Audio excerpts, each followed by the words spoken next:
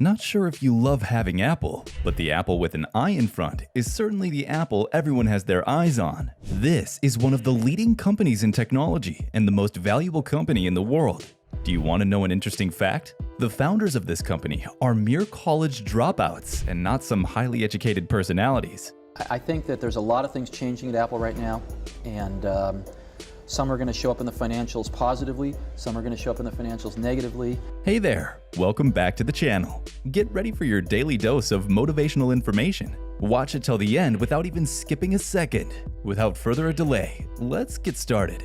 How did two college dropouts manage to build such a huge empire? Sounds impossible. Well, they made it possible. Technically, nothing in this world is impossible. Even the word spells I am possible. Something these two gentlemen swore by, and voila, we have the best phone ever. In our society, education is very important for every individual. Nelson Mandela said, "Education is the most powerful weapon which can cause you to change the world." But how much does it stand true? Is education that important for a successful career? Or is having a bunch of academic degrees going to turn you into the richest, most successful person in the world? Education is important, but we guess not more than love and passion for what many aspire to do. A lot of people earn degrees just to ensure a stable life, or if they mess up somewhere in life, to start over with a normal job. But answer me honestly, is that what you longed for? Is that the thing that ignites your soul?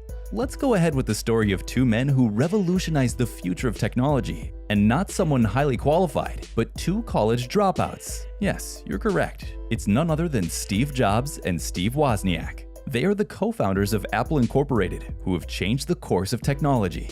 Jobs says, "If you're working on something exciting that you care about, you don't have to be pushed. The vision pulls you. If there is love, the family doesn't need to share the same bloodline." The case is the same with Steve Jobs. His birth mom put him up for adoption just after he was born on the 24th of February 1955. His mom interviewed a lot of couples who wanted to have a little boy as their son.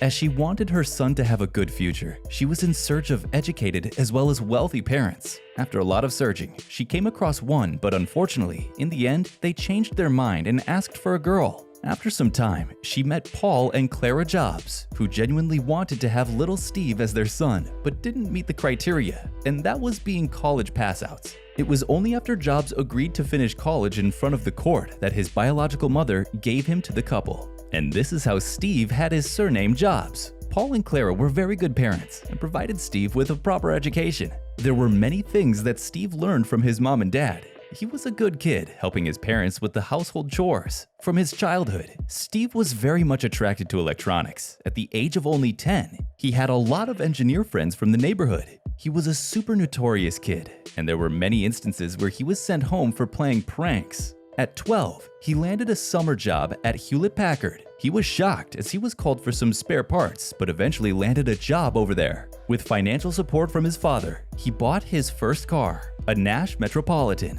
Steve considered himself to be in heaven. As he grew up, he got into Reed College as he wanted to pursue physics, literature, and poetry. But after nearly 6 months, Jobs got bored of the classes and dropped out of college by himself. He thought that if he wasn't interested in college, then there was no point in wasting his parents' money. After he dropped out, life was pretty hard for him. Some days he had to sleep on floors, and he used to walk 7 miles for a dress meal at the Krishna temple. Steve cited in Stanford University that it was pretty scary at the time, but looking back at it, this was the best decision he ever made. After dropping out, he opted for that one class that used to attract him, in which he had extreme interest, that is, calligraphy. He says if he had never dropped in that calligraphy class, the personal computers might not have the typography that they do now. Steve Wozniak came to this world on the 11th of August 1950 in the city of San Jose, situated in California, to his mother Margaret Wozniak, who was a homemaker, and his father Jerry Wozniak, who was an electrical engineer. From the 4th grade, Wozniak showed immense interest in mathematics. His math teacher encourages self-esteem in self-esteem. Wozniak was a book bug. He loved to read. Once, he read about the ham radio operator and built his own radio transmitter as well as a receiver with a kit. How talented of him! At the very young age of 11, he built his computer called something like tic-tac-toe. He was even excellent at swimming. At his school, he used to win the award for the best science projects. Well, isn't that obvious? He went to the University of Colorado for his freshman year. After that, his interest shifted to skiing from studying. As he belonged to a middle-class family and his parents couldn't afford such a high education expense, he came back to California and joined De Anza Community College. He attended the University of California in Berkeley for his junior year. It was there where the two masterminds met. Birth of Apple. Steve Jobs, along with Steve Wozniak, founded Apple Incorporated on the 1st of April 1976. This changed people's views on computers. Through a common friend, both of them met. Wozniak says, "It was 1971 when a friend said, 'You should meet Steve Jobs because he likes electronics and he also plays pranks.' So he introduced us and we both loved electronics and the way we used to hook up digital chips. Together, both of them used to put up lots of pranks. They even became the closest of friends as they had the same interests." Inspired by one of the articles in a newspaper that described hackers making long-distance calls, Wozniak attempted to make something of a similar kind and named it the Blue Box. This Blue Box thingy might be something new to you, right?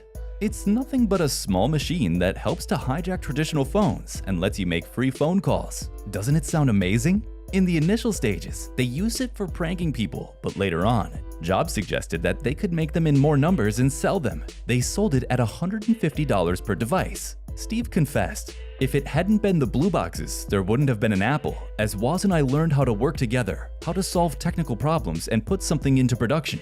In the year 1973, a classic video game version was developed by Wozniak. After he completed the model, Wozniak gave it to Jobs and consequently took it to Atari Incorporated. The CEO of Atari, Nolan Bushnell, remarked that he saw something in Jobs. He said, "Steve was pricky. That's why I liked him." In 1976, Wozniak was into something that they didn't think was life-changing. In Jobs' garage, he developed a computer. They called it Apple I. Steve Jobs was so satisfied that he suggested making a business out of it. Wozniak let out, "Every time I decided to build something great, Steve would always find a way to sell it." Ultimately, they concluded that they should build a business together. They were prepared to take up the challenge with $1,300 in their pocket, a design of a product, and a mindset. Why do you think they chose the name Apple? Jobs once visited an apple farm and told Wozniak all about it. Here, the apple is a symbol of friendship and simplicity. While Apple I won the hearts of people, Wozniak went on to make Apple II. The computer was introduced at the West Coast Computer Fair. You can't even imagine what happened next. It came to be one of the first consumer commodity peddled by and one of the highest produced devices. Success was only gaining its height. With this accomplishment, he says that, "We are here to put a dent in the universe, otherwise why else be here?" With that faith in himself, he made his net worth nearly about $1 million at the age of just 23. Isn't that awesome? They didn't stop there. Their business grew to $250 million within 2 years. Jobs also made it to the Forbes list of nation's richest people at a very young age. The company Apple was continuously achieving success. Being the richest man in the cemetery doesn't matter to me. Going to bed at night and saying we've done something wonderful, that's what matters to me. The invention of the iPhone is truly a revolutionary idea behind the success of Apple.